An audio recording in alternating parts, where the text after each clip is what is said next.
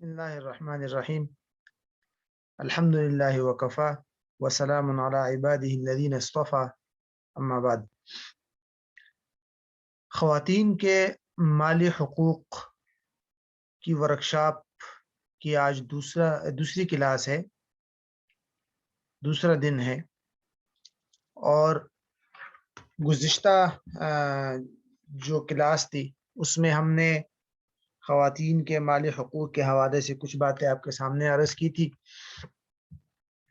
बुनियादी तौर पर इस वर्कशॉप की तमाम तफसीलात को हमने 7 पॉइंट में या 7 नुकात में तकसीम किया था। कुछ उसूली बातें, फिर कुरान व हदीस के हवाले से कुछ अहम बातें। तीसरे नंबर पर फिर था मीरास, हिबा और वसीयत, और फिर उसके बाद ये आगे 4। तो यहाँ तक हम पहुँचे थे मीरास तक, कि मीरास के हवाले से कुछ अहम पॉइंट्स मैंने आपको बताए थे कि ख़वातीन के मीरास के अंदर कितने हुकूक है। और बुनियादी तौर पर बहरहाल ये तो यहाँ तक था। इसके बाद जो तफसीलात आ रही हैं वो हिबा, वसीयत और उसके बाद की तफसीलात आएगी। मीरास के हवाले से एक दो बातें मैं दोबारा बता देता हूँ जो यहाँ मौजूद तो नहीं है, लेकिन वो जहन में आ रही है, अहम है, तो इसलिए उसको बताते हैं, फिर उसके बाद इंशाअल्लाह वसीयत की तरफ जाएंगे। अच्छा, मीरास के हवाले से बाकी तफसीलात तो हमने कुछ अहम बातें देखी थी, लेकिन ये बात ज़हन में रख लीजिए कि आजकल जो मीरास के अंदर एक सूरत राइज है कि किसी का इंतकाल हो जाए तो उसकी जो बेटियां होती हैं वो कहती है कि हम अपना हिस्सा नहीं लेती और हमने अपने भाइयों को अपना हिस्सा माफ़ कर दिया। कभी नहीं बल्कि अक्सर सूरतों में ऐसा होता है कि लड़की जो मीरास में अपना हिस्सा नहीं लेती, वो शर्म के मारे नहीं लेती कि आम मुआशरे में लोग मुझे क्या कहेंगे कि मेरे भाइयों ने या मेरे वालिद ने मेरी शादी कराई, मुझ पर इतना खर्चा किया और अब मैं मीरास में हिस्सा ले रही हूँ या हिस्सा मांग रही हूँ। तो इस शर्म के मारे वो फिर कहती है कि मैं मीरास में अपना हिस्सा नहीं लेती और मैं अपना हिस्सा मुआफ करती हूँ। वाज़ेह तौर पर ये बात ज़हन में रख लीजिए, ये गलत है। और इस तरह मुआफ़ करने से उन लड़कियों का हक़ मुआफ़ नहीं होगा, और जिन लड़कों को ये हिस्सा मिलेगा उनके लिए उसका इस्तेमाल जायज़ नहीं है। उलमा के यहाँ एक ज़ाब्ता है कि अल-इर्सु जबरियुन, कि विरासत जबरी है, इख्तियारी नहीं है। इख्तियारी नहीं है, जबरी का मतलब ये है कि यकीनी तौर पर हर एक को देना ज़रूरी है। कोई ये नहीं कह सकता कि मैं मीरास में अपना हिस्सा नहीं लेता हूँ और मैं छोड़ता हूँ। नहीं, ऐसा हरगिज़ जायज़ नहीं है। अगर कोई लड़की ये कहकर अपना हिस्सा मुआफ़ कर देती है कि मैं मीरास में अपना हिस्सा नहीं लेती, मेरे भाई को दे दे, तो ये इससे माफ़ नहीं हुआ उसका हिस्सा। उसको देना फिर भी ज़रूरी है और भाइयों के लिए उसका इस्तेमाल जायज़ नहीं है। ये वाज़ेह तौर पर फ़िक़्ह की किताब में मौजूद है। इसकी ज़्यादा से ज़्यादा क्या सूरत हो सकती है? 2 सूरतें मुमकिन हैं। एक सूरत तो ये मुमकिन है कि बाकायदा मीरास को तक़सीम करके लड़कों को उनका हिस्सा दे दिया जाए बाकायदा कब्ज़े में मालिक बनाकर, और लड़कियों को उनका हिस्सा देकर बाकायदा उनके हिस्से का मालिक बना दिया जाए। उसके बाद लड़कियाँ जाने और उनका हिस्सा जाने। अगर वो चाहे तो अपने भाइयों को वापस हिबा करके, गिफ्ट करके दे दे, और अगर चाहे तो न दे। लेकिन एक मर्तबा उनकी मिल्कियत में देना, बाकायदा तक़सीम करके उनके कब्ज़े में देना, उनको मुकम्मल इख्तियारात देना, ये ज़रूरी है। इसके बगैर अगर वो अपना हक़ माफ़ करती है तो नहीं, इससे काम नहीं चलेगा, वो हक़ माफ़ नहीं होगा। एक बात। दूसरी सूरत ये मुमकिन है जिसको उसूली मीरास के अंदर तखारुज कहते हैं। तखारुज, तखारुज का मतलब ये होता है कि कोई लड़की, कोई औरत, या ये कोई भी मेरा वारिस कर सकता है, लड़कियों के लिए खास नहीं है। वो ये कहे कि मुझे मीरास में से बस फला चीज दे दो और मैं अपना हिस्सा माफ करता हूँ और मुझे बाकी माल नहीं चाहिए। मिसाल के तौर पर एक आदमी है, सऊदी अरब में रह रहा है, उसके वालिद साहब का इंतकाल हो गया, वो यहाँ आया, कई जायदादें वगैरह है। उसने वाज़ेह तौर पर कह दिया मुझे कोई जायदाद वायदाद मकाने नहीं चाहिए, मुझे इस तरह कीजिए, आप 10 लाख रुपए मुझे दे दे, बस मैं वो लेकर चला जाऊंगा, बाकी जायदाद की जितनी भी कीमत हो आप लोग ले लो, तो वो निकल जाएगा। ये जायज है, इसको तखारुज कहते हैं। तो ऐसे ही कोई लड़की भी कर सकती है कि वो कहे कि मैं मीरास में या जायदाद में अपना हिस्सा नहीं लेती, लेकिन मुझे मेरे हिस्से के बदले में कुछ पैसे दे दिए जाए या मुझे कुछ सोना दे दिया जाए, और वो लेकर फिर निकल जाए। تو یہ صورت ممکن ہے. لیکن اگر یہ دو صورتیں نہ ہو تو ان دو صورتوں کے علاوہ کوئی صورت ایسی ممکن نہیں ہے کہ جس میں لڑکی کہے کہ میں اپنا حصہ نہیں لیتی، معاف کرتی ہوں، اور اس کا حصہ ختم ہو جائے. نہیں، ایسا نہیں ہو سکتا، اور آج کل ایسا ہو رہا ہے. تو لڑکوں کے لیے اس کا استعمال جائز نہیں ہوگا، حرام ہوگا. اس ذہن میں رکھ لیجئے. آپ فقہ کی کوئی کتاب اٹھائیں گے، اس ضابطے کو تلاش کیجئے، الارث جبری، تو اس کے تحت آپ کو اس کی تفصیلات مل جائے گی. اچھا، اب آتے ہیں ہم میراث کے بعد جو دوسرا پوائنٹ تھا، ہبہ، جس کو گفٹ کہتے ہیں. ہبہ اور گفٹ کے یہ بہت اہم موضوع ہے، اور اس کی اپنی شرائط ہے، اپنی تفصیلات ہے. اور انشاءاللہ میری جو ابھی کتاب آ رہی ہے مالی معاملات پر، اس کے اندر میں نے ہبہ پر بہت تفصیل سے لکھا ہے، اور اس کا تعارف، اس کی تقریباً 10 قسمیں، اور اس کے بنیادی احکامات، اور اس کی شرائط، ساری تفصیل، جدید صورتیں، سب اس میں آ جائے گی انشاءاللہ. بہرحال کچھ باتیں یہاں ذہن میں رکھ لیجئے. ایک تو یہ کہ عورت کو جو بھی گفٹ ملے گا وہ عورت کی ملکیت ہے، کوئی بھی آدمی وہ عورت سے لے نہیں سکتا اس کی اجازت کے بغیر. یہ ذہن میں رکھ لیجئے. خواہ وہ لڑکی چھوٹی بچی ہے، نابالغ ہو تو بھی، بالغ ہو تو بھی، جیسی بھی ہے، لیکن اگر اس کو کسی نے گفٹ دے دیا تو وہ اسی کی ملکیت ہے. یہاں تک کہ فقہا نے یہ بھی لکھا ہے کہ اگر ایک چھوٹی بچی ہے اور اس کو والدین کو کسی نے گفٹ دے دیے، پیسے دے دیے کہ یہ اس بچی کے ہیں، تو والدین کے لیے وہ پیسے استعمال کرنا جائز نہیں ہے، وہ اس بچی کی ملکیت ہے. والدین اگر اس کو استعمال کریں گے تو بطور قرض استعمال کر سکتے ہیں، بعد میں اس کے لیے بچی کو اتنے پیسے دینا، یا اس پہ پیسوں کے بدلے میں جو بھی چیز لیں گے وہ اس کو دینا ضروری ہے. ایک بات. دوسری بات، ہبہ یا گفٹ جو ہے کسی بھی چیز کا ہو سکتا ہے. آپ کسی عورت کو پیسے بھی گفٹ میں مل سکتے ہیں، اسی طرح جائیداد بھی گفٹ میں مل سکتی ہے، زمین بھی گفٹ میں مل سکتی ہے، کوئی بھی چیز. لیکن اس کے لیے ایک بہت اہم پوائنٹ ہے، وہ یہ ہے کہ ہبہ کمپلیٹ اور مکمل اس وقت ہوتا ہے کہ جب اس پر قبضہ کر دیا جائے. یعنی کسی کو آپ نے کوئی چیز گفٹ کر دی اور وہ اس کو جب تک قبضہ نہیں کرے گا اس وقت وہ چیز اس کی ملکیت میں نہیں جائے گی. مثال کے طور پر میں کہتا ہوں کہ بھئی یہ جو جائیداد ہے میری، یہ میرے بچوں کو میں نے گفٹ کر دیا. اب زبانی طور پر تو میں نے کہہ دیا، لیکن ان کے قبضے میں نے نہیں دیا، تو یہ گفٹ نہیں ہے، ابھی تک ان کی ملکیت میں نہیں گیا. ٹھیک ہے؟ تو جب تک جس آدمی کو آپ نے کوئی چیز گفٹ کی ہے، وہ جب تک اس پر قبضہ نہیں کرے گا اس وقت تک وہ اس کی ملکیت میں وہ چیز نہیں جائے گی. ٹھیک ہے؟ اس پر کئی فقہی قواعد موجود ہے. علماء نے لکھا ہے نا، لا یتم التبرع الا بالقبض. تبرع کا مطلب ہوتا ہے احسان اور مفت میں کوئی چیز دینا، وہ بھی گفٹ میں آتا ہے، تو قبضے کے بغیر وہ تام نہیں ہوتا. اسی طرح خاص کر ہبہ کے لیے بھی ایک ضابطہ ہے کہ الہبۃ تنعقد بالایجاب والقبول وتتم بالقبض. یہ بھی ایک ضابطہ ہے. ٹھیک ہے؟ کہ ہبہ جو ہے وہ قبضے سے تام اور مکمل ہوتا ہے. بہرحال ضروری بات تھی تو اس لیے اس کو بھی میں نے ایڈ کر دیا. تیسری بات بڑی اہم ہے. لوگ زندگی میں اپنی اولاد کو اپنی جائیداد تقسیم کر کے دیتے ہیں نا، آج کل بہت تفصیل کے ساتھ دیتے ہیں. اچھا، تو اس کے لیے ایک اصول ذہن میں رکھیے. کوئی بھی شخص اپنی اولاد کو اپنی زندگی میں اپنی جائیداد تقسیم کر کے دینا چاہتا ہے تو یہ گفٹ ہے. اچھا، یہ میراث نہیں ہے. میراث ہوتی ہے مرنے کے بعد، ایک آدمی مرے گا اس کے بعد اس کی میراث تقسیم ہوتی ہے. لیکن اگر کوئی شخص اپنی زندگی میں اپنی جائیداد کو اپنی اولاد میں تقسیم کرنا چاہتا ہے تو یہ وراثت نہیں ہے، یہ گفٹ اور ہبہ ہے. اس کے لیے دو ہی طریقے ہیں. ایک بنیادی اصول تو یہ ہے کہ اگر دے گا تو سب سے بہتر طریقہ یہ ہے کہ لڑکیوں اور لڑکوں سب کو برابر برابر دیا جائے، کوئی فرق نہ کیا جائے. بچی ہے یا بچہ ہے، سب کو بالکل برابر دیا جائے. یہی شریعت کی تعلیمات ہے، یہی بہتر طریقہ ہے. ٹھیک ہے؟ ہاں، گنجائش والا طریقہ، ذرا نیچے والا طریقہ غیر بہتر لیکن جائز طریقہ یہ ہے کہ میراث کے اصول کے مطابق آپ دے سکتے ہیں کہ اپنے بیٹے کو دگنا دے دے اور بیٹی کو سنگل حصہ دے دے. ایسا بھی جائز ہے، کیونکہ اس کے شادی وغیرہ کے اخراجات بھی آپ نے اٹھانے ہیں. تو اگر اس کے لیے اس کا حصہ سنگل کر دیا جائے اور اس کو دے دیا جائے اور باقی پھر اس کے شادی پر خرچ کر دیا جائے وغیرہ، تو جو بھی ہے. لیکن یہ اصول ذہن میں رکھ لیجئے، یا تو سب کو برابر برابر دے دے، یا لڑکیوں کو آدھا اور لڑکوں کو ڈبل دے دے. لیکن یعنی لڑکیوں کے مقابلے میں لڑکوں کو ڈبل دے، لیکن لڑکیوں کو بالکل محروم کرنا گناہ ہے. यही वजह है, अगर किसी शख्स ने अपनी जिंदगी में अपनी जायदाद सारी की सारी अपने लड़कों और मेल मतलब बच्चों को दे दिया, बेटों को दे दिया, और बेटियों को कोई हिस्सा नहीं दिया, वो गुनाहगार शुमार होगा, क़यामत के दिन उससे सवाल किया जाएगा। बाकायदा वाज़ेह अहादीस इस बात में मौजूद है। ठीक है, तो ये बात भी ज़हन में रख लीजिए जिंदगी में जायदाद की तक़सीम के हवाले से।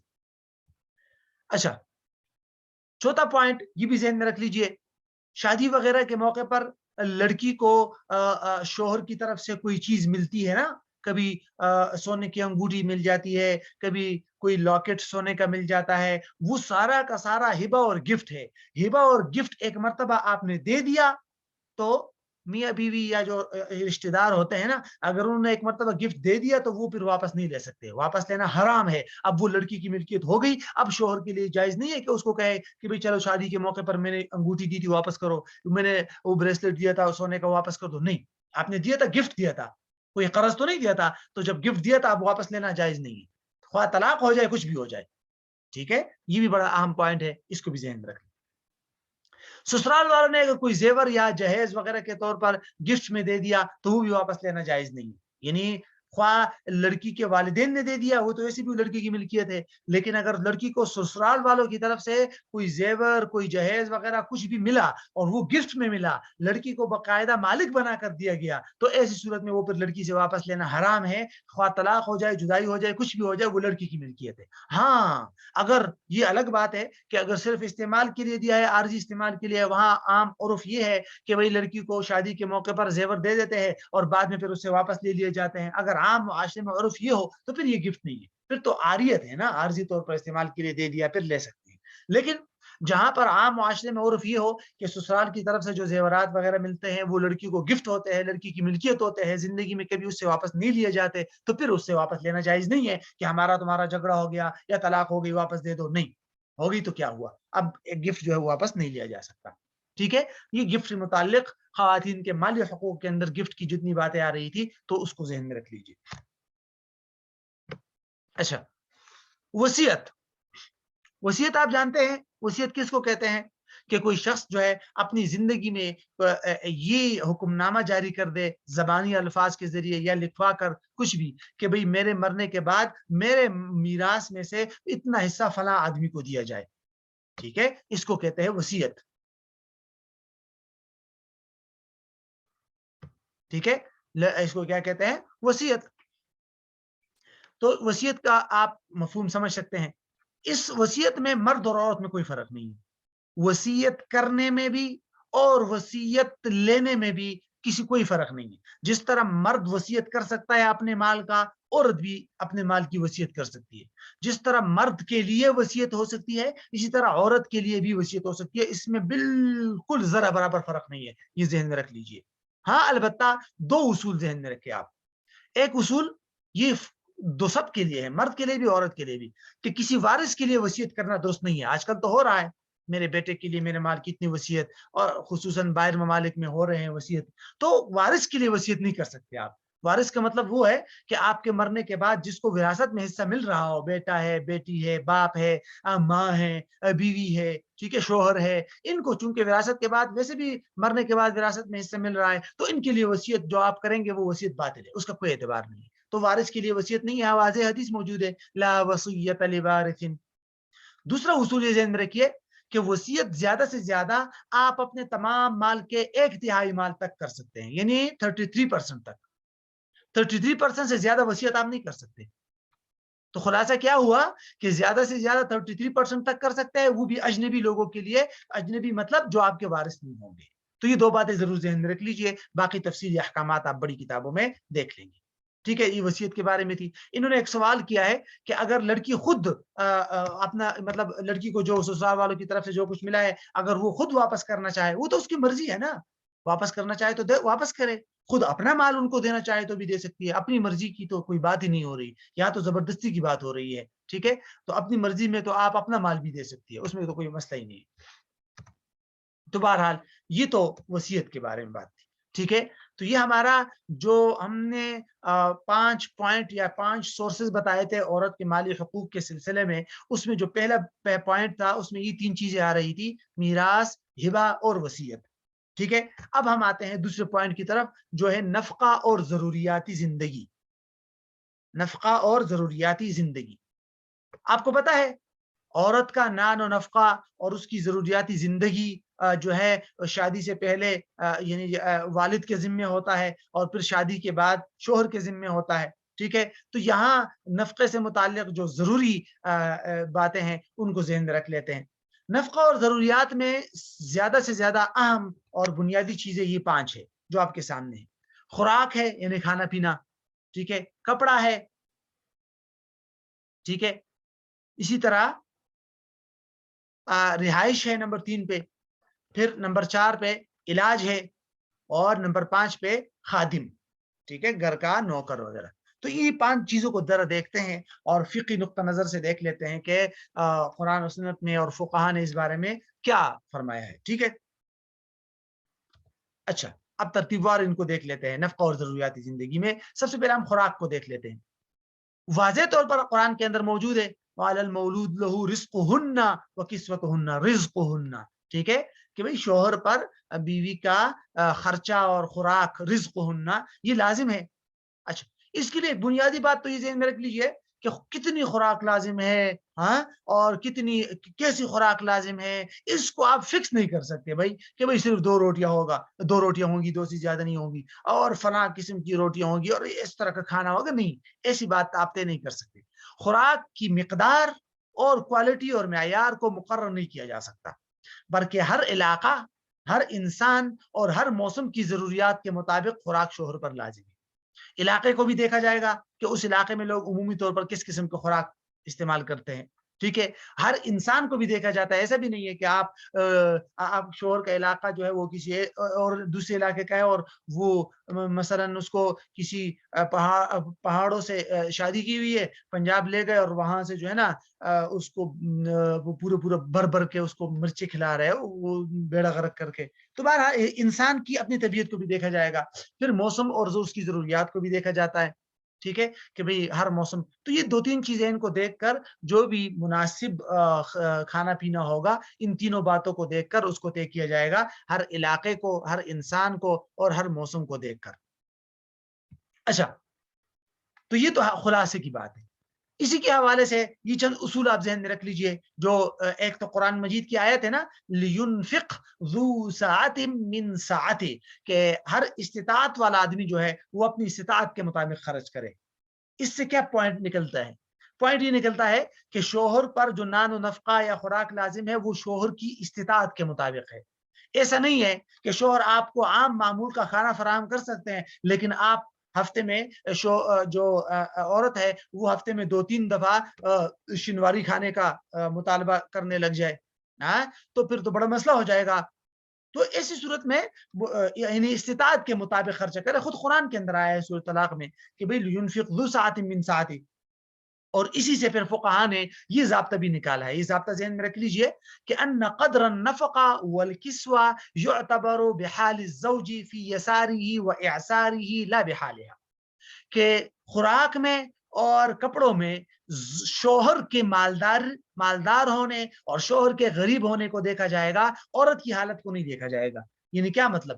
یعنی شوہر کو دیکھا جائے گا. اگر شوہر بہت زیادہ مالدار ہے تو شوہر پر اعلیٰ قسم کا کھانا اور اعلیٰ قسم کے کپڑے لازم ہوں گے بیوی کو دینا. اگر شوہر جو ہے وہ ذرا متوسط طبقے کا ہے تو متوسط طبقے کی چیزیں لازم ہوں گی. اگر غریب ہے تو جتنے غریب مطلب اس کی استطاعت کے مطابق کھانا پینا اور کپڑے وغیرہ لازم ہوں گے. ٹھیک ہے، اس میں عورت کی حالت کو نہیں دیکھا جائے گا کہ عورت اگر بہت ہی بڑے خاندان سے ہے لیکن شوہر کے پاس اتنی استطاعت نہیں ہے تو نہیں، عورت کے بات کا اعتبار نہیں کیا جائے گا بلکہ شوہر کے ہاتھ کا اعتبار کیا جائے گا. کیونکہ خود قرآن کے اندر بھی مرد کی طرف سے اشارہ کر کے فرمایا ہے کہ لینفق ذو سعۃ من سعتہ. ٹھیک ہے، یہ بھی فقہا نے پھر ایک ضابطہ نکالا ہے کہ النفقۃ غیر مقدرۃ بنفسها بل بکفایتها. ٹھیک ہے کہ نفقے کو بذات خود مقرر نہیں کیا جا سکتا کہ کتنا ہوگا، ہاں جتنی کفایت کرے گا، جتنا عمومی طور پر وہاں ضرورت ہوتی ہے اتنا آپ اس کے لیے مقرر کر سکتے ہیں. اچھا، یہ جو آخری پوائنٹ ہے یہ علامہ شامی رحمہ اللہ نے اس کا تذکرہ کیا ہے، وہ یہ ہے کہ دیکھیے عورت کی 2 صورتیں ممکن ہیں. ایک تو یہ کہ عورت میں خود اتنی استطاعت نہیں ہے کہ وہ کھانا پینا تیار کرے، خوراک تیار کرے. ٹھیک ہے، بیمار ہے یا سمجھ لیجئے کہ اس کو طریقہ ہی نہیں آتا، ٹھیک ہے، مطلب عورت جو ہے بیمار ہے یا اس کو طریقہ نہیں آ رہا کھانا بنانے کا، ٹھیک ہے، تو ایسی صورت میں پھر کیا ہوگا، شوہر پر لازم ہے کہ یا تو پکا پکایا اور تیار کھانا فراہم کرے اس کے لیے، یا اس کے لیے کسی ایسی خادمہ یا خادم وغیرہ کا انتظام کرے جو اس کے لیے کھانا پینا اور روٹی وغیرہ کا انتظام کر سکے، ٹھیک ہے، ہاں یہ اچھی بات ہے کہ عورت سیکھ کر سیکھے، لیکن جب تک اس نے سیکھا نہ ہو آپ اس پر لازم کرے کہ نہیں بھائی تم جو ہے بس آپ کچھ بھی نہیں ہے وہ خود کرو، اس میں چونکہ اس کے لیے ضرر ہے تو اس کو آہستہ آہستہ سیکھنا چاہیے، لیکن جب تک اس کو طریقہ ہی نہیں آتا یا جب تک وہ بیمار ہے تو شوہر پر لازم ہوگا کہ یا تو ایک کھانا تیار فراہم کرے اور یا کوئی ایسی ترتیب کرے کہ کوئی اس کے لیے بنائے، لیکن اگر عورت میں نہ بیماری ہے اور نہ ہی اس کو ایسی کوئی بات ہے کہ وہ کھانا نہیں بنا سکتی، تو پھر ایسی صورت میں شوہر پر تیار کھانا یا خادم فراہم کرنا لازم نہیں ہے، آلات فراہم کرنا لازم ہے۔ آلات کا کیا مطلب ہے؟ کھانا پینے کا سامان اور جس چیزوں سے کھانا پینا وغیرہ جو تیار ہوتا ہے، مطلب اگر گیس ہے تو گیس اور اس معاشرے میں جو چیزیں استعمال ہوتی ہے کھانے پینے کے لیے وہ آلات فراہم کرے گا، ٹھیک ہے، تو یہ بنیادی پوائنٹ ہے، علامہ شامی رحمہ اللہ نے اس کا تذکرہ کیا، تو بہرحال یہ خوراک کے حوالے سے چند باتیں تھی۔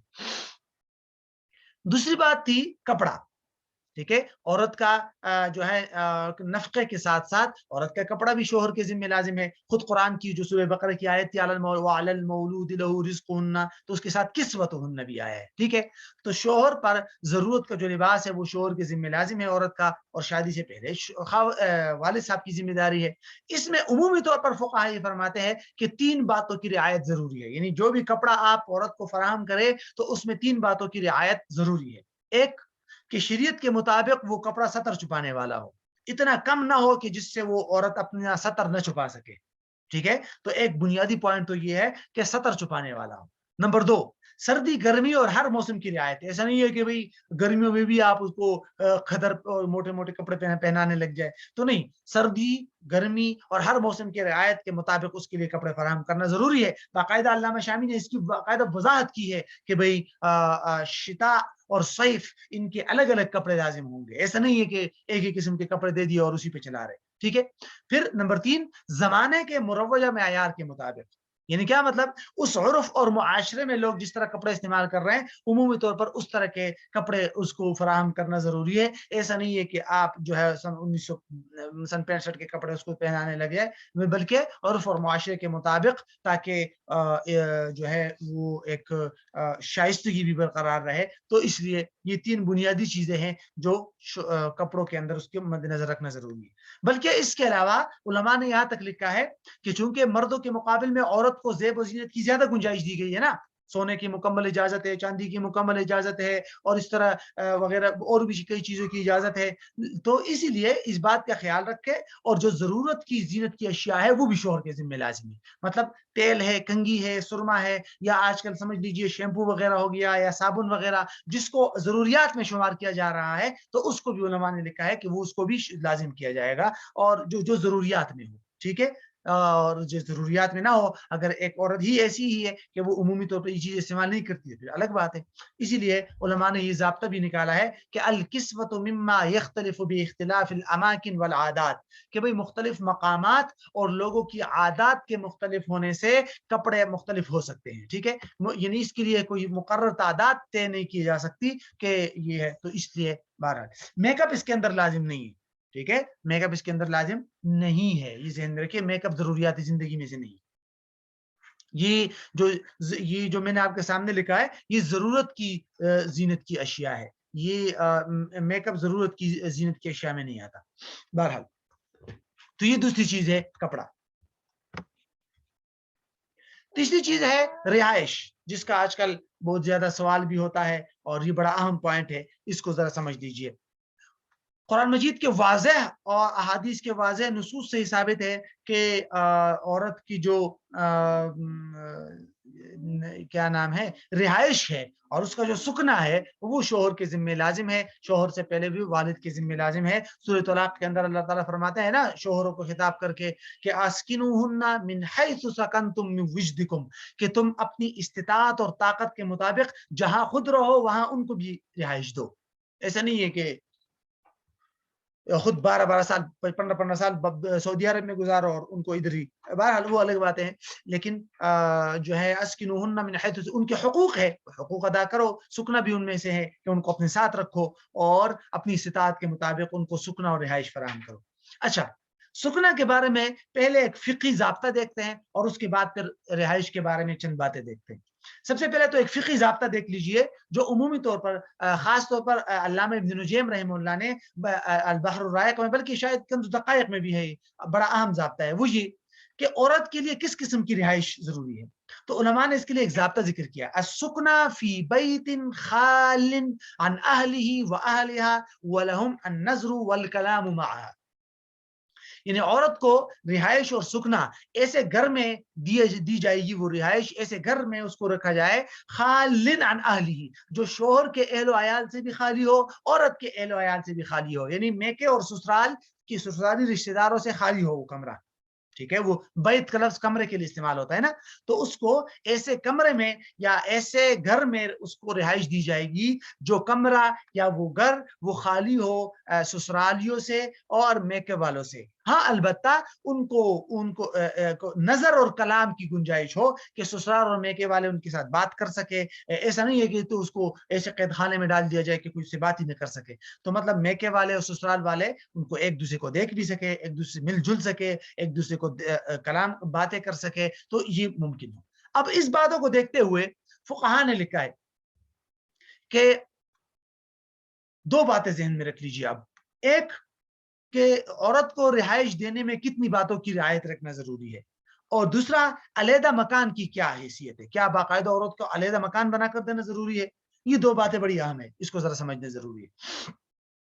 پہلی بات تو یہ کہ عورت کو شوہر جو بھی رہائش اور سکنا فراہم کرے گا اس میں تین باتوں کی رعایت تو بہت صورت ضروری ہے۔ ایک کہ وہ بنیادی ضرورت کو پوری کرے، وہ رہائش بنیادی ضرورت کو پوری کرے۔ بنیادی ضرورت کا کیا مطلب ہوتا ہے؟ وہی جو سکنا اور رہائش کا ہوتا ہے، جہاں وہ بالکل آرام اور سکون کے ساتھ رات گزار سکے، جہاں وہ اپنے پردے کے سارے معاملات کر سکے، ٹھیک ہے، خواہ ذاتی گھر ہو یا کرایہ کا ہو، یہ نہیں ہے کہ ذاتی گھر دینا ضروری ہو، ٹھیک ہے، وہ الگ بات ہے۔ ایک نمبر دو، شرعی ضرورت کو پورا کرے، پردہ، عزت کی حفاظت وغیرہ۔ تو بنیادی ضرورت آرام سکون وغیرہ، اور شرعی ضرورت پردہ اور عزت وغیرہ کا تحفظ، دو ہو گئے۔ نمبر تین، یہ پوائنٹ بھی ضروری ہے کہ بیوی کو سسرال کے ساتھ رہائش پر مجبور نہیں کیا جا سکتا۔ یہ بھی عمومی طور پر علماء نے لکھا ہے کہ اگر ایک عورت ہے وہ یہ کہے کہ میں سسرال والوں کے ساتھ نہیں رہ رہی، تو اس کو زبردستی سسرال والوں کے ساتھ رکھنا، یہ کہتے ہیں مجبور نہیں کیا جا سکتا، اس پر زبردستی نہیں کی جا سکتی۔ یہ عمومی طور پر علماء یہ ضابطہ بیان کرتے ہیں۔ تیسرا، لیکن اس میں تھوڑی سی تفصیل ہے، وہ آگے آ رہی ہے، ٹھیک ہے، جو اس کو علیحدہ مکان کے تحت آگے اس کو ذکر کیا جائے گا۔ اب ذرا سمجھیے، اس کا عمومی طور پر لوگ سوال بھی کرتے ہیں کہ عورت اگر اپنے شوہر سے علیحدہ مکان کا مطالبہ کرے تو کیا شوہر بہر صورت جو ہے اس کے لیے علیحدہ مکان فراہم کرے گا؟ اب ہر شوہر میں اتنی استطاعت تو ہے نہیں کہ وہ عورت کے الگ رہائش کا انتظام کرے، کرایہ کا آج کل معاملہ سر پہ چڑھا ہوا ہے، ٹھیک ہے، اور اسی طرح مکان بنانا بھی الگ سی مصیبت ہے، تو ممکن مطلب ہر ایک کے لیے تو ممکن نہیں ہے۔ تو اس لیے اب نہ تو ہم عمومی طور پر یہ کہہ سکتے ہیں، ایک کلیہ بتا سکتے ہیں کہ ہر شوہر پر علیحدہ مکان لازم ہو، اور نہ ہی یہ کلیہ دے سکتے ہیں کہ کسی بھی شوہر پر لازم نہیں ہے۔ تو اس لیے علماء نے وہاں جو ہے زیادہ سے زیادہ تین ضابطے بتائے ہیں، تین حالات سچویشن بتائی ہے شوہر کی، تو ان کے مطابق فیصلہ کیا جائے گا۔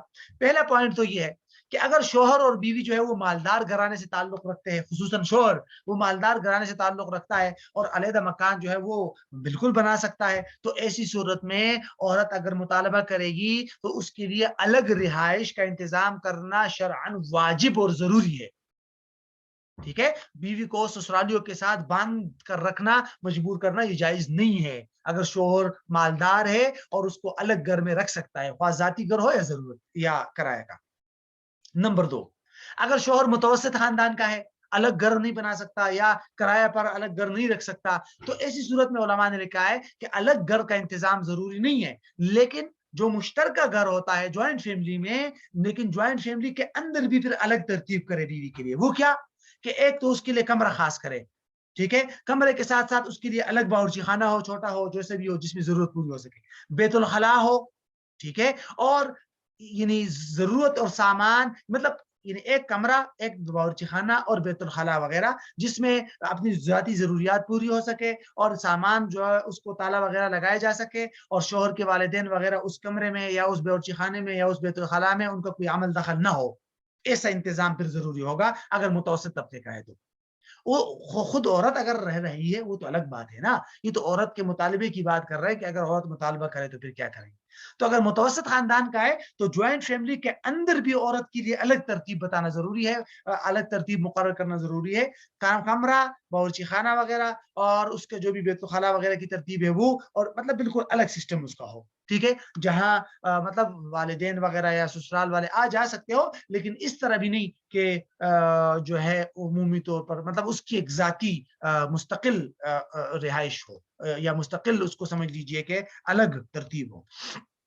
نمبر 3، اگر شوہر کا تعلق جو ہے وہ غریب خاندان سے ہے، ٹھیک ہے، تو رہائش میں باقی تفصیل تو وہی ہے جو متوسط خاندان میں کہ جوائنٹ فیملی میں رہے گا، لیکن جوائنٹ فیملی کے اندر بھی پھر باورچی خانہ بھی الگ کرنا، بیت الخلاء وغیرہ بھی الگ کرنا، اور یہ ساری چیزیں الگ الگ کر کے دینا پھر ضروری نہیں ہے، کیونکہ غریب کے لیے کمرہ ہی دے دے بیوی کو تو بھی بڑی بات ہوتی ہے، ٹھیک ہے۔ تو بہرحال تو یہ علماء نے پھر اس میں یہ تفصیل کی ہے، ٹھیک ہے، تو اس کو ضرور ذہن میں رکھ لینا چاہیے۔ اور باقی بہتر کون سی بات ہے وہ ہر ایک کو پتہ ہے کہ سچویشن کو دیکھ کر ہر انسان اپنی بہتری کا فیصلہ کر سکتا ہے، نہ ہم یہ کہہ سکتے ہیں کہ باہر صورت بہتر یہ ہے کہ عورت اپنے سسرال کے ساتھ رہے، کبھی کبھی رہنا ناممکن ہو جاتا ہے اور اس کی زندگی عذاب بن جاتی ہے، تو باہر صورت مطلب تو بہتر نہیں ہے، لیکن اگر اس سے صبر ہو سکتا ہے اور سسرال والوں کے ساتھ رہ رہی ہے خوشی کے ساتھ، بہت اچھی بات ہے، بلکہ بہتر بات ہے، ان کی خدمت کرے، آخرت کا ثواب کمائے۔ لیکن اگر بالکل رہائش ان کے ساتھ ناممکن ہو، اور کبھی کبھی ایسا ہو جاتا ہے کہ بھئی ان کے ساتھ رہنا عورت کی زندگی جو ہے وہ عذاب بن جاتی ہے، تو ایسی صورت میں پھر ان کے لیے یہ کہنا کہ بھئی آپ کے لیے بہتر ہے کہ آپ صبر کریں، کب تک صبر کریں، یہ بڑے مسائل ہو جاتے ہیں، تو اس لیے پھر الگ ہی ترتیب بنائے تو زیادہ بہتر ہوتا ہے۔ بہرحال یہ رہائش سے متعلق جو ضروری باتیں تھی وہ آپ کے سامنے آ گئی۔ یہ آخری بات ہے نمبر 4 پہ، اس کو دیکھ لیتے ہیں، پھر خادم والی بات انشاءاللہ کل والی کلاس میں دیکھیں گے کہ فقہاء نے تو یہ تصریحات کی تھی کہ علاج جو ہے وہ شوہر کے ذمہ نہیں ہے، بیوی کا علاج، چھوٹا علاج ہو، بڑا علاج ہو، کوئی بھی علاج ہو، یہ فقہاء نے باقاعدہ واضح طور پر فقہ کی کتابوں میں آپ دیکھیں گے تو وہاں موجود ہے کہ شوہر کے ذمہ نہیں ہے۔ لیکن ہمارے آج کل کے علماء جیسے حضرت شیخ تقی صاحب اور یہ حضرات فرماتے ہیں کہ بھائی صاحب یہ فقہاء نے اس اپنے معاشرے کو دیکھ کر اس کے مطابق یہ فیصلہ کیا تھا کہ بھئی عورت کا خرچہ، علاج کا خرچہ شوہر کے ذمہ نہیں ہے۔ کیوں؟ اس وقت جو علاج معالجے کی باتیں تھی وہ الگ تفصیلات تھی، آج کل جو ہے وہ الگ ہے۔ اس وقت جو نان و نفقہ ہوتا تھا وہ الگ تفصیلات تھی، آج کل الگ ہے۔ اس وقت کے عرف میں نان و نفقہ الگ ہوتا تھا، علاج کی الگ تفصیلات ہوتی تھی، لیکن اس لیے حضرت شیخ تقی صاحب نے فرمایا ہے کہ بھئی اب اس کا یعنی نان و نفقے کا دار و مدار عرف پر ہے، تو لہٰذا عرف ہی سے اس بات کی تعین ہوگی کہ کون سی چیزیں بیوی کے نان و نفقے میں شامل ہے، کون سی نہیں۔ تو آج کل بیوی کے نان و نفقے کے اندر علاج کے معمول کے اخراجات بھی بیوی کے ذمہ ہے، ڈلیوری کے اخراجات ہو گئے یا دیگر اس کے چھوٹے موٹے اخراجات ہو گئے تو وہ بھی شوہر کے ذمہ ہے، اور اس کو نان و نفقہ کے ضمن میں شمار کیا جائے گا۔ اور قرآن مجید کی آیات لینفق ذو سعۃ من سعتہ اور علی المولود لہ رزقہن وغیرہ کے ضمن میں یہ بات آئے گی۔ تو اس لیے حضرت شیخ تقی صاحب اور ان حضرات نے فرمایا ہے کہ اب معمول کے اخراجات عورت کے وہ شوہر کے ذمہ لازم ہے، ٹھیک ہے۔ فقہاء نے جو بات کی تھی وہ اپنے معاشرے اور اس کے مطابق تھا، لہٰذا آج کل پر اس کو فٹ نہیں کیا جا سکتا۔ فتاوی عثمانی میں آپ اس کو دیکھ سکتے ہیں۔ اچھا، یہاں سے انشاءاللہ پھر اس کو کل لے جائیں گے۔ یہ ہمارے نفقہ اور ضروریات زندگی سے متعلق 5ویں بات رہتی ہے خادم سے متعلق، آگے انشاءاللہ پھر مہر جہیز اور کسب معاش یعنی کہ ملازمت، اور یہ پھر آگے املاک میں تصرف، انشاءاللہ اس کو کل کی کلاس میں انشاءاللہ اس کو مکمل کریں گے۔